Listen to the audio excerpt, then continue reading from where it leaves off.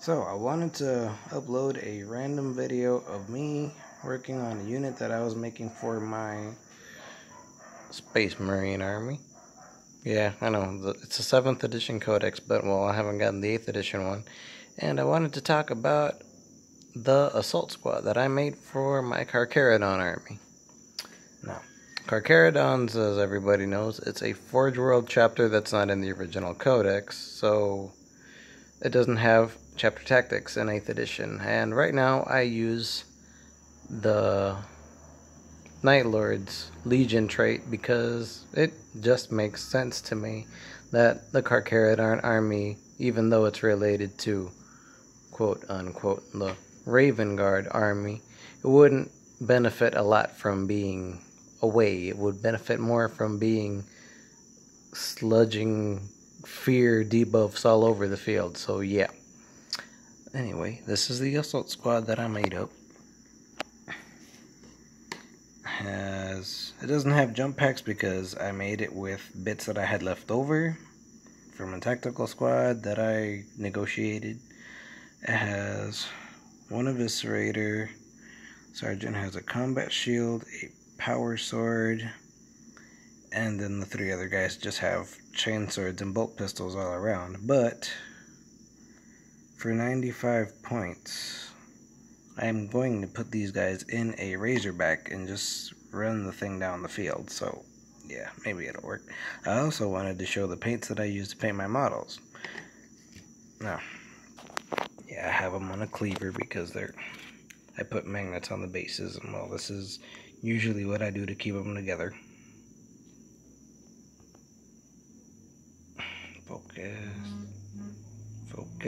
Can't get it to focus. Okay. There we go. Better shot. Carcharodons are space sharks. Everybody calls them space sharks. I did all of the shoulder pads by hand. Yeah, they're asymmetric, but oh well, whatever. And I always give the sergeants a fin.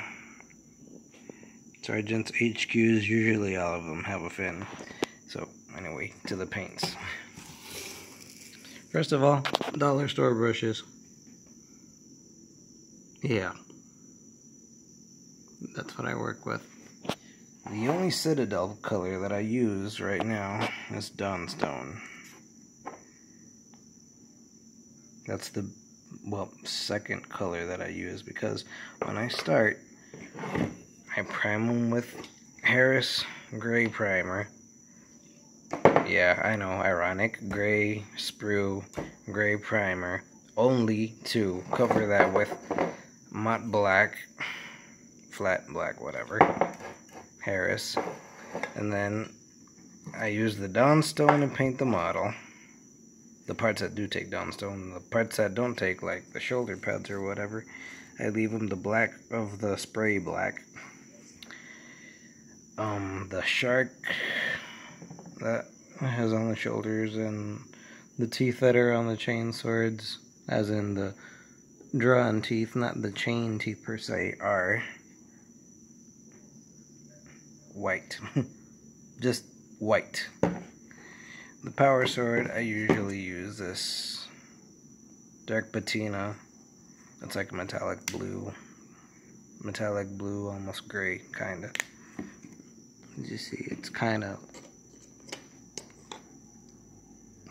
metallic-y, shiny looking. I use copper for the aquila and the small details. Some small patches around the legs. The sword handles are usually that color too.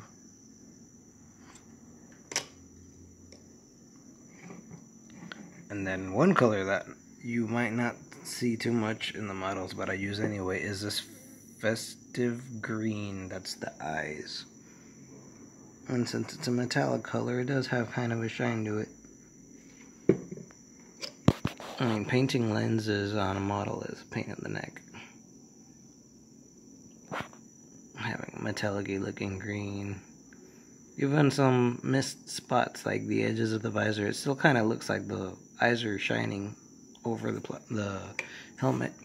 And then all the silver metallic parts, like the teeth on the chain swords, the chain teeth on the chain swords, the top of the backpacks and whatnot, I use sparkling champagne, which is just one of these.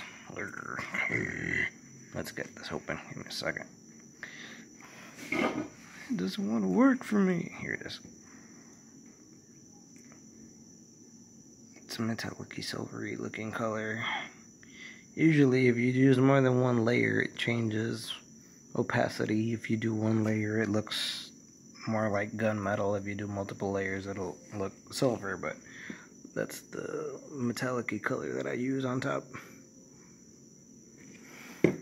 And that's basically it. Those are the paints I use and the brushes that I use and the supplies I use. The nail glue that I get is 50 cents. This tube is 50 cents. It's weird going to a nail supply store and getting glue when they ask me if I work nails. And I don't work nails, I work models. Oh really? Yeah, nail glue. It works. Yoo-hoo? Well, Yoo-hoo works, but it's expensive. And when you're broke or on a budget, what nail glue does the trick. I haven't had models like fall apart for no reason unless they fall from a generous 4 feet of distance. But these guys, no, they won't fall apart just because. Nail glue doesn't melt under heat either, so yeah, it works. Well, that's just what I wanted to show off. Anyways, opinions? Anybody got something to say? Let me know.